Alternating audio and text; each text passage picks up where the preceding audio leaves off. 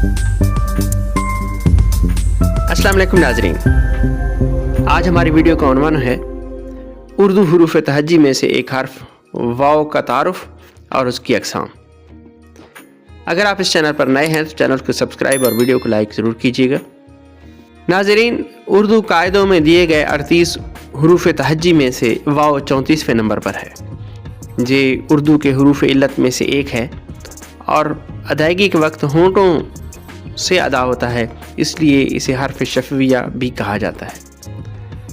हरूफ अबजद के आदाद के हिसाब यानी हिसाब जुमल में इसके आदाद 6 मुकर्रर किए गए हैं। वाव की माकबल एराब के लिहाज से अगर हम देखें तो वाव की 3 अक़साम मशहूर हैं जो पहले आप सुनते चले आए हैं, लेकिन आज हम आपको इन 3 के अलावा वाव की और गैर मशहूर अक़साम भी बताएंगे जो कुल मिला के 9 बनती हैं।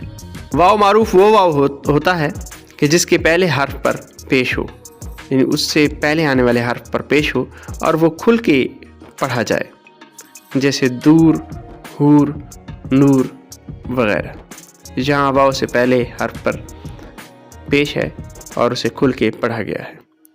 दूसरा वावलीन है, वो वाव जिससे पहले हर्फ पर हमेशा ज़बर होता है और ये वाव उम्मन लफ्ज़ के दरमियान में आता है, जैसे पौधा, मौज, फौज वगैरह। तीसरा है वाव मजहूल, वो वाव कि जिससे पहले हर्फ पर पेश, ज़बर या ज़ेर कोई इराब नहीं होता और इसको ज़्यादा खुल के नहीं पढ़ा जाता बल्कि नॉर्मल सूरत में पढ़ा जाता है, जैसे शोर, मोर, चोर वगैरह।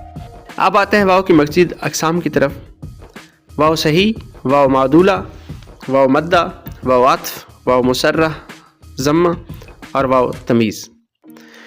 वाव सही वो वाव होता है जो अपने असल तलफ़्फ़ुज़ के साथ अदा होता है, जैसे वालिद, नवाब, वरक, दीवार वगैरह।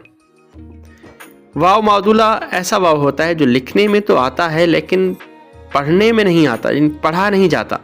उस वाव के बाद अक्सर अलिफ होता है। ऐसे अल्फाज अक्सर फ़ारसी ज़बान से उर्दू में आए हैं। उसको वाव गैर मलफूज़ भी कहा जाता है, यानी जिसको तलफ़्फ़ुज़ में अदा न किया जाए, लिखा जाए। जैसे कि अल्फाज देखिए, ख्वाजा, ख्वाहिश, दरख्वास्त, खुदा न खास्ता, खाह मखा, खुद और खुर्शीद। वाव मद्दा वो वाव जिसके ऊपर लिखने में यानी लिखी हुई सूरत में उसके ऊपर हमज़ा होता है और पढ़ने में उसको 2 वाव के बराबर पढ़ा जाता है, यानी ज़रा लंबा करके। और ये वाव अलिफ के बाद और अक्सर हुक्मिया यानी अमर के अल्फाज में इस्तेमाल होता है, जैसे बताओ, जाओ, खाओ वगैरह। इसको वाव मौकूफ़ भी कहते हैं। इसके बाद है वाव आत्फ़।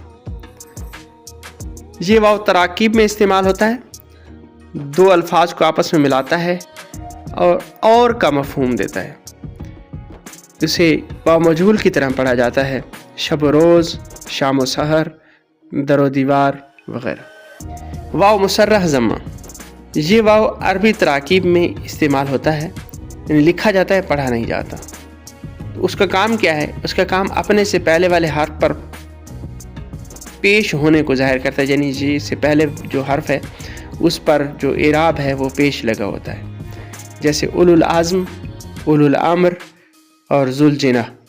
तो जी इसमें जो वाव है उसको पढ़ा नहीं गया है, लेकिन वाव से पहले वाले हर्फ पर पेश है, इस चीज़ को ज़ाहिर करने के लिए इस वाव को लाया जाता है, इसलिए इसको वाव मुसर्रह ज़म्मा कहते हैं। आखिरी है वाव की किस्म वाव तमीज़।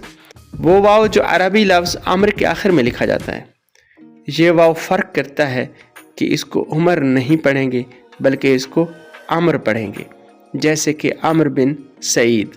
ये वाव भी लिखा जाता है, पढ़ा नहीं जाता, और इसका मकसद यही होता है कि उमर और अम्र में पढ़ने वाले को फ़र्क, यानी जब इराब ना लगे हों तो उसको फ़र्क महसूस हो कि ये अम्र है, उमर नहीं है, इसलिए इसको वाव तमीज़ कहते हैं। अगली वीडियो तक के लिए अल्लाह हाफ़िज़।